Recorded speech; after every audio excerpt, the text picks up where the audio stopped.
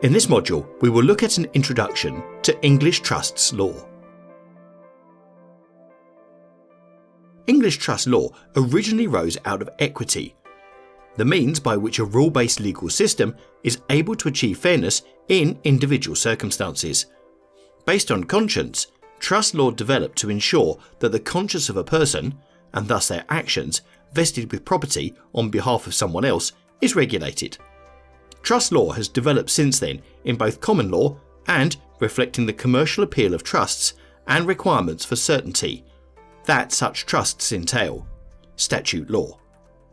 A trust separates legal and beneficial ownership in property between one or more trustees who hold the legal ownership and beneficiaries who hold the beneficial ownership. The person who originally owned both the legal and beneficial ownership, the settlor, transfers property, be it shares, land, money or physical property like valuable jewellery, to the trustees to hold on behalf of the beneficiaries with, sometimes without, specific instructions on how to keep the property safe or deal with it and what has to happen before the beneficiaries can have full legal ownership over the property as well.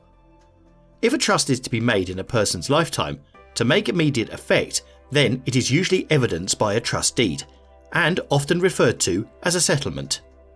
How long a trust will last is entirely at the settlor's discretion.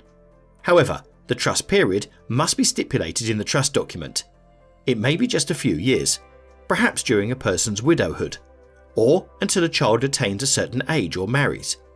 The settlor can even appoint himself and his spouse as trustees, if he so wishes, to enable them to remain in control of the assets and decision making. If it is to be created on or shortly after a person's death, then the trust rules must be set out in the will, known as a will trust.